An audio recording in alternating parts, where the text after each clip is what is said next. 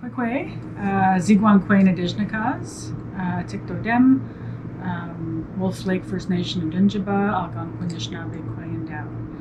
Hi, my name is Joey-Lynn Wabie. I am Algonquin First Nation from Wolf Lake, and this is the Wiigwaam that we have here at Laurentian. And this Wiigwaam is a collective effort from a lot of people on campus and off campus in the community.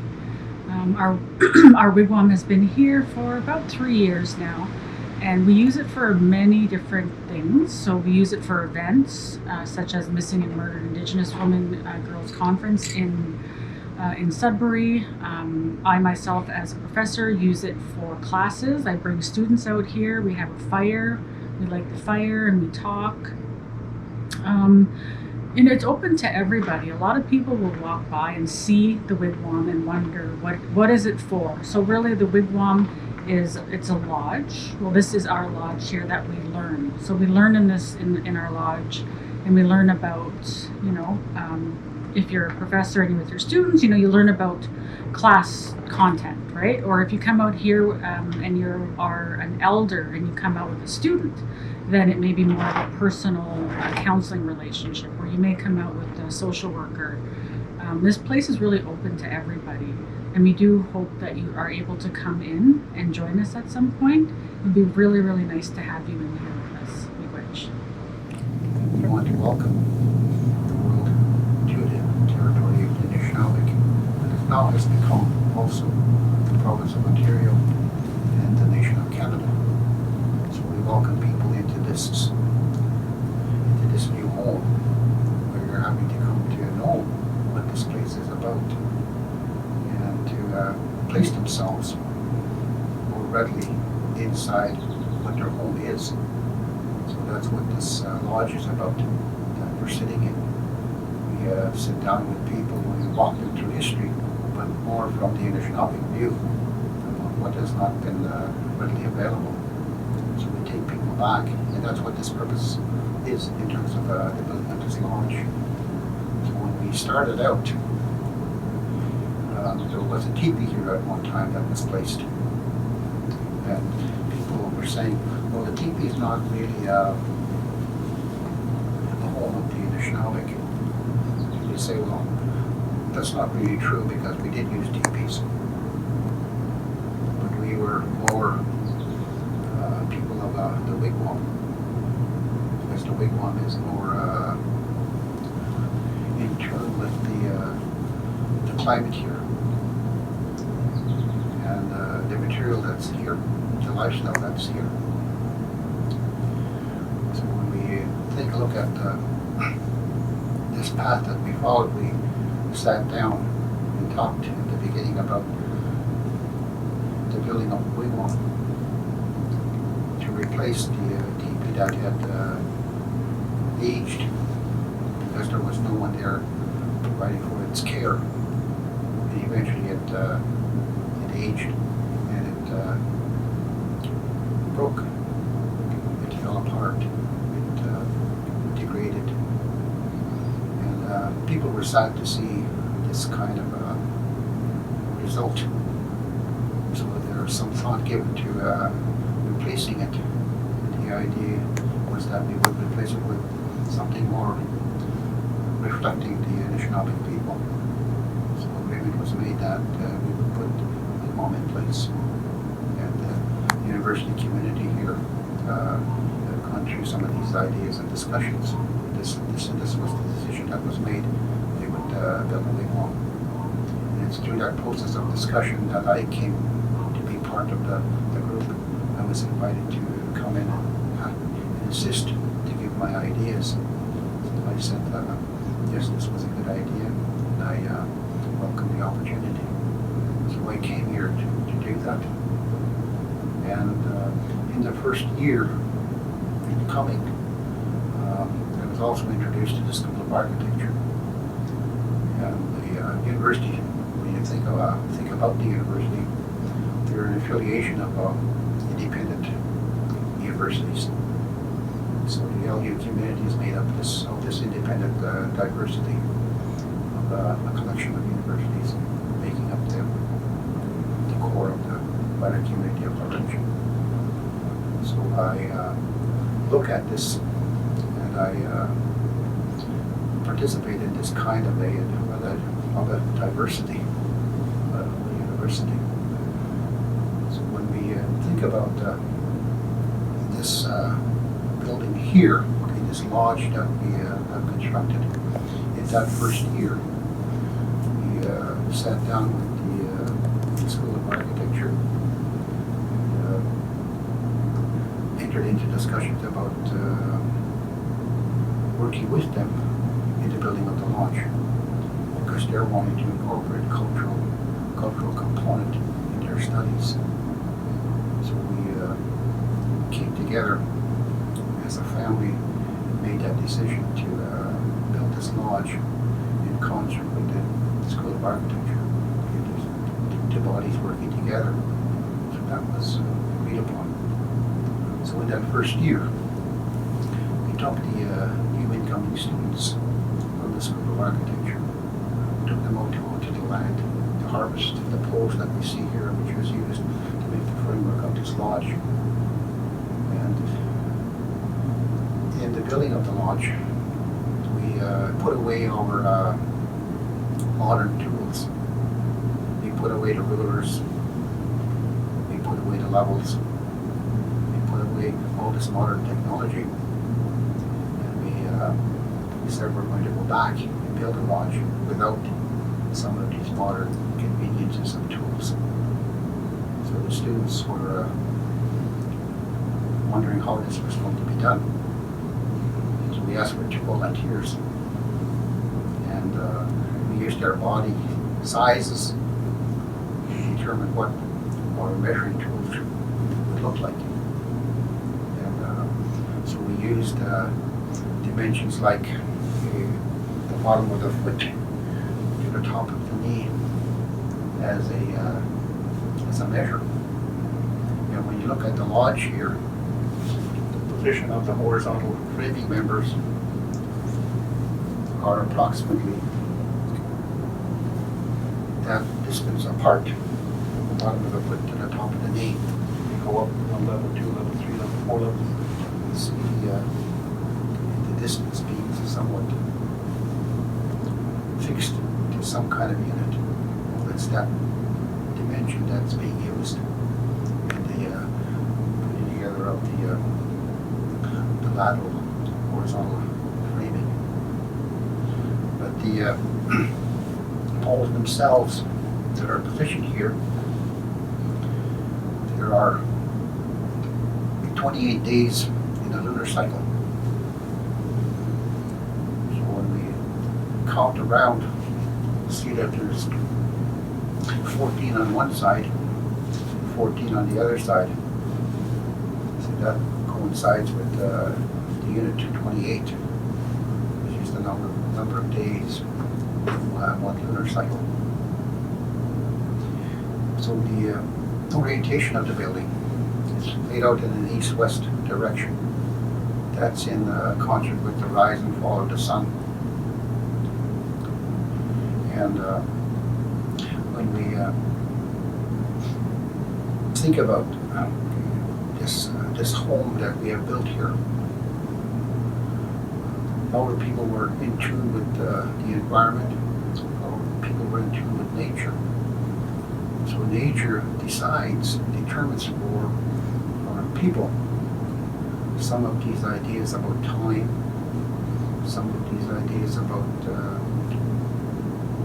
units. And it's captured in this lodge case, some of those ideas. So when we think about the placing here, the center of the fire, that's capturing the equinox times. So if you think about where does the sun go down in midwinter? Where does the sun go down at the equinox time at the beginning of winter? Where does the sun go down at the beginning of summer? Those positions are captured and they're measured and they're marked on the ground. So on the ground here, we say we mark the ground to capture these ideas. It's like Ginnemet, look. We mark the land to indicate that it has some tie with the idea of the wider universe. So at these times when the sun rises and the sun goes to sleep, we mark that axis on the ground, both in the beginning of summer and the beginning of winter. Those positions are placed here on the ground, and at the intersection of between the doors, we end up at a central point. That marks the place where the fire is placed. And at the center of that fire, we haven't put one here yet, but we'll pick up a stone, and this will be like this kind of a process will be followed in this lodge. We have not put a name on this lodge yet, because it's not yet complete. It's not yet been fully born. It's still under construction. So that is to be captured at that time. The giving of a name to this lodge to indicate that it's now born. It's now a home. And we're learning right now the instructions about how we're to care and provide for the keeping of this home. And it's not only a single individual, it belongs to the wider community. And it's going to become the community's responsibility to look after it. And that's all part of the teaching that's going on here. That's all part of the learning that's going on here. So we are participating in this birthing exercise. We're creating a new life. And that's all part of the learning experience for the students that are coming in. And they're participating in this building and looking after eventually the house that's been created, the home that's being opened. So with the community, this is all part of the work, and it's taking some time. So when you look at some of the construction now, you would say people are doing a good work. They're doing good work. As you can see, the creation that's being put forward. Each one participating in their special way. Sometimes you may look at it and say, well, it's quite rough. You say, well, that's okay. There's absolutely nothing wrong with that. But it's in the learning side, okay, when we look at the idea of maintenance, where some panels may not be exactly what we would say perfect in form and placement.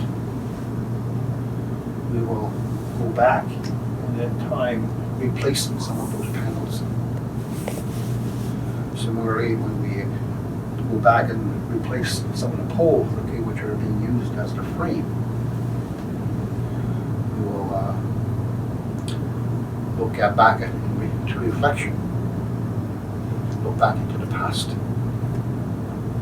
And those ideas, looking back, we talk about that as sunrise time.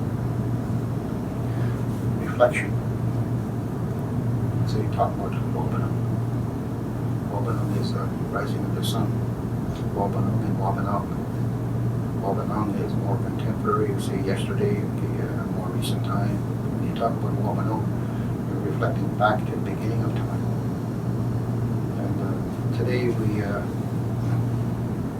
might look at history as the taking of this step to reflect back into where we have traveled from to where it is we are today. And today we're recording more closely some of the activity that's being lived. But in our language, these kinds of ideas are captured into words. So you don't have to write things down, you have to learn the language in order to capture those methods in order to capture that knowledge so that it continues to be lived. And it's very abstract, these kinds of concepts. You begin to take a look at what they're about and come to know them. But that all takes time, and that's what education is about. So here within this lodge, it's a school. It's a university. It functions at levels of learning. You go back to the beginning, some basic learning, and you come to more advanced studies in abstraction. That's all here going on in this place. So this lodge here has a multi-purpose to it. It's a home, it's an educational facility. It's a learning center. So the students who are coming into this school here, they begin to get into the idea of Indigenous studies, Aboriginal studies, Anishinaabe studies. They're gaining exposure to the life of the people that are Indigenous to North America, and more particularly the Anishinaabe on this territory. In our case, the Atikameksheng Anishnawbek, which is who I am and where I'm coming from, is that population of people. So having this kind of education, I was immersed and lived at home with my mom and dad, my grandma and grandpa, and a wider community. So I've come to get a perspective of my life and our people. So I introduce people to what that's about, and I share with them what it is. So that's part of what I'm here doing today when I'm sitting down having a chat with you. So I welcome you to the university, and I say welcome to my home. And now this has come to be your home during the time that you are here doing your studies. Those of you that choose to stay in Ontario and live in the city of Sudbury and live in Canada, it has become your home. And we have made agreement about that as to how that's going to be determined. That's what the treaty captures. There's much to learn, there's much work to do, and that's what the judge has commented on in the most recent judgment. He talks about the treaty is not just a common contract, it's much more extensive, it's much more in meaning, and it's work to be action to ongoing activity. So in 1764, when we sat down to make agreement of paper, we talked about metaphor language. We talked about polishing the chain. Polishing the chain is about ongoing work. Not only now, but work that's going to have to be completed so that we can prosper in the future. Set up the house that's going to be needed to care for the people of that time. So we're having to be forward thinking. That's captured here in this lodge. So people, when they come by here, they look outside and they see this concave oval structure. They wonder what it's about. People come and sit down inside, and there's a peacefulness here. You come into this place, and when we light up that fire, there's a centering that goes on. It makes you really feel welcome, and that's what this place is for. To welcome people home, to help people get grounded, to prepare you so that you can walk into a future with a warm heart, an open mind, not to be dealing with ideas like today we're seeing a lot of racism, evil things going on. And when you come into this lodge, this is a place where those ideas are known, but they're not to be lived. They're not to be nurtured. And we have teaching which share with people, which gives you instruction about how to make that happen. So inside the language, okay, these ideas are there. And it's only when you take time to sit down and reflect on them and go back and study them and get to know them, you begin to see that these ideas have been carried by our people for centuries of time.